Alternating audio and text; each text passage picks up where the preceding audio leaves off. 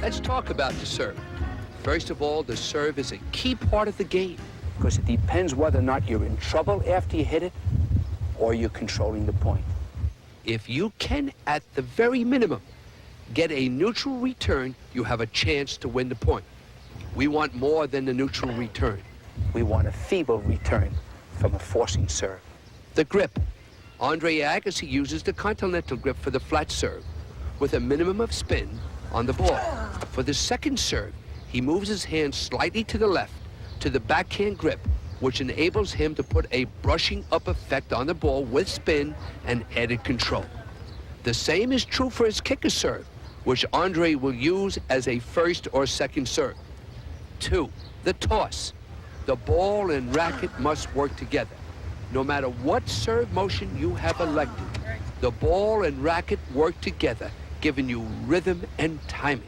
The toss is essential. You must throw the ball up high enough to give you time to get that racket around so you can make contact in the same place over and over again. Normally on the first serve, the best place to toss the ball is slightly in front of you and in the area of your left foot or your front foot. On the second serve, a small variation with the ball thrown not so far in front and a bit more to the left. For the majority of players, the tossing area doesn't change much because they want to disguise the type of serve they are going to hit up until the point of contact. The ball and racket must work together to be able to reach up, make contact, get that racket going, and a big follow through. At the point of release, the left hand must be fully extended, pointing upward while the right hip and shoulder are rotating in a slight downward motion, preparing the racket head for its accelerated upward motion. Do not forget the use of the legs in the serve. It's so essential to provide the extra power and upward movement towards the ball. Getting the thrust from your legs and getting that right side to rotate at the same time towards the ball will give you the feeling that you are attacking the ball with confidence. Another thought to the serve is, where do you end up? Does your left foot come forward? Do you jump up off your feet? Do you keep your left foot planted and go up on your toe and let your right leg come over? All of them are correct. Look at the servers of today. Everyone hits it differently. The stance. You must get into a stance that gives you balance to apply your serving motion with the ball and racket working together. The follow-through. Whether you are a serve and volleyer or a baseline player, you must follow through into the court with your weight going forward. You either continue to the net or recover back to the baseline position. Power versus placement. In your arsenal of serves, you should have the ability to hit the big serve.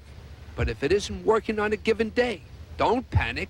Go to your other weapon, which is the high percentage placement serve, which will keep your opponent guessing and allow you to still play your attacking service game. The most important thing about hitting an effective serve is not how hard you hit it, but where you put it.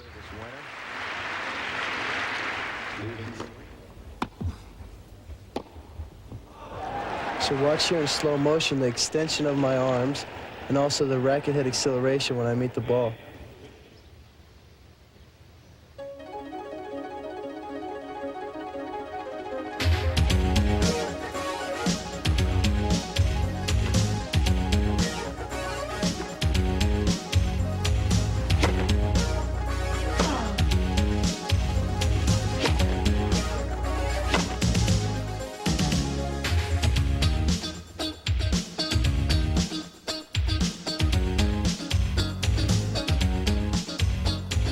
I think there's a lot of misconceptions on what a good server actually is. A lot of people think, hey, if I hit that first serve real hard, even if I miss, I'm going to look like a good server. And then they go for a second serve and they just pray that it's going to go in.